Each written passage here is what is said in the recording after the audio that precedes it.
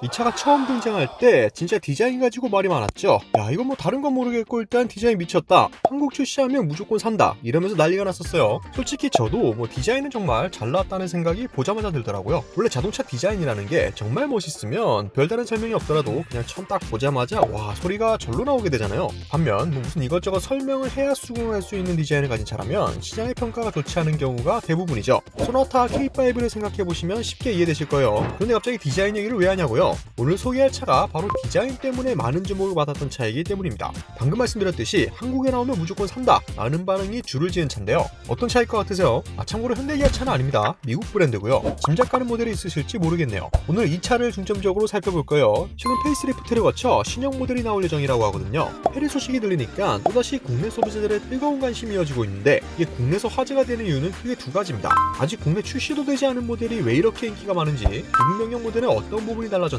지금부터 바로 확인해 보시죠. 오늘의 주인공은 쉐보레 블레이저입니다. 여러분들은 맞추셨나요? 이 차 정말 처음에 딱 나온 게 2019년이었는데 당시 디자인 역대급이라면서 찬사가 이어졌었잖아요. 출시는 미국에서 했는데 한국 소비자들이 여기도 팔아달라 하며 난리였어요. 깐깐하고 눈 높다고 소문난 한국 소비자들이 제발 들어와달라라며 아우성쳤던 이유가 도대체 뭘까요? 이 차는 SUV인데요. 외관 디자인이 카마로를 닮아서 화제가 됐었죠. 덕분에 역대급 디자인이라는 칭호를 얻었고요. 당시 국내에는 산타페 TM과 구형 소렌토를 팔고 있던 시기였기 때문에 갑자기 블레이저 같은 디자인이 튀어나오니까 더 뜨거운 반응이 쏟아진 겁니다. 카마로 특유의 스포티함을 SUV에 그대로 옮겨놨으니 뭐 난리가 날만하죠. 소형 SUV인 트레일블레이저도 같은 이유로 디자인에 대한 평가가 되게 좋았잖아요. 그런데 트레일블레이저는 소형 SUV라서 쉐보레가 만든 중형급 패밀리카로 활용할 수 있는 SUV를 원했던 소비자들은 제발 좀 블레이저 이거 한국에 출시해달라며 아우성이었던 겁니다. 이 정도 반응이라면 솔직히 한국 GM도 출시 고민을 하지 않았을 리는 없는데요. 결국 출시가 되지 않았죠. 그 이유가 뭔지는 곧 알려드리도록 하겠습니다. 그렇게 블레이저 관련 소식은 잠잠해지나 싶었는데 최근에 이 차의 페이스리프트 소식이 들려왔어요. 완성도 높은 디자인은 크게 손을 보지 않고 디테일한 부분만 좀 바꿨는데 전면부 디자인이 더 샤프하게 변경됐죠. 이건 트래버스 페이스리프트처럼 되게 성공적인 변화인 것 같습니다. 디자인은 여전히 좋네요. 사양도 업그레이드가 됐어요. 쉐보레 차의 가장 큰 단점으로 지적되던 게 실내죠. 현대기아랑 비교하면 또 조금 아쉽지만 그래도 10인치 디스플레이가 추가되고요. 전방 충돌 방지 보조와 차선 유지 보조 등 안전 사양이 기본으로 적용됩니다. 여기에 어댑티브 크루즈 컨트롤이 하위 트림부터 제공되네요. 이러면 반자율 주행 관련 사양은 다 기본으로 챙긴 거겠죠. 디자인도 좋아, 상품성도 개선했어. 이러면 이제 한국 출시만 하면 되겠다, 그쵸? 그런데 정말 아쉽게도 신형 블레이저 역시 한국에 출시되긴 어려울 것 같습니다. 이렇게 많은 사람들이 원하는데 왜 출시를 안 하는 걸까요? 바로 가격 때문인데요. 미국에서 이 차가 얼마에 팔리는지를 보면 각이 딱 서질 겁니다. 미국 쉐보레 홈페이지에서 직접 가격을 바로 확인해보죠. 참고로 신형 모델은 아직 가격이 정확하게 나온 게 없어서 일단 2022년형 기준으로 볼게요. 내용 이해에는 큰 문제가 되지 않는 부분이니 양해 부탁드립니다. 일반적으로 신형이 구형보다 더 비싸지니 가격이 여기서 좀 더 오를 수도 있다고 생각하시면 될 것 같아요. 자, 보시면 블레이저 2022년형 모델이 있죠. 이륜구동 기본 모델이 34,595달러부터 시작합니다. 하나로 약 4,140만원 정도거든요.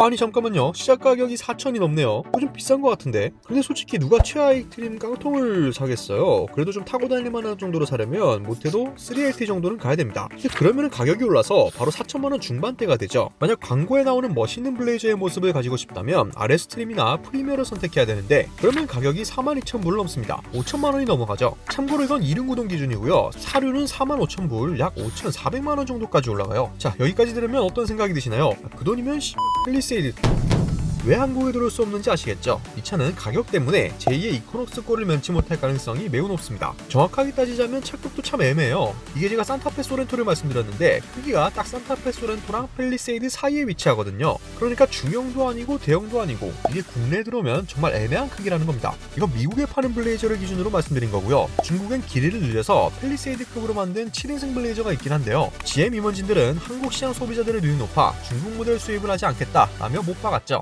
그래도 이거는 한국 소비자들 성향을 잘 알고 있는 것 같긴 합니다. 그러니까 결론은 디자인 너무 좋고 사고 싶은 마음까지 들 정도이긴 하지만 가격과 차급이 너무 애매하기 때문에 국내엔 출시가 되어도 솔직히 얼마 팔리지 않을 게 뻔해서 출시하지를 못하는 겁니다. 어떻게 보면 비운의 차라고 할 수 있겠죠. 미국의 본거지인 GM의 시장 규모를 생각해보면 한국 시장에 굳이 이 차를 무리해서 판매할 이유도 솔직히 없어 보이긴 합니다. 차라리 크기가 정말 산타페 소렌토급이었고 가격도 비슷하게 나왔다면 승산이 있겠지만 지금의 블레이저 상품성으로는 한국 시장에서의 가능성을 높게 점칠 순 없겠네요. 모르겠네요. 그래도 한번 저희 구독자분들의 의견을 물어보고 싶어요. 약 4천만원부터 시작하고 최고 사양은 5천만원을 넘는 5인승 블레이즈가 국내에 출시된다면 사실 건가요? 안 사실 건가요? 댓글로 다양한 의견들 남겨주시면 감사드리겠습니다. 보스 20%였습니다.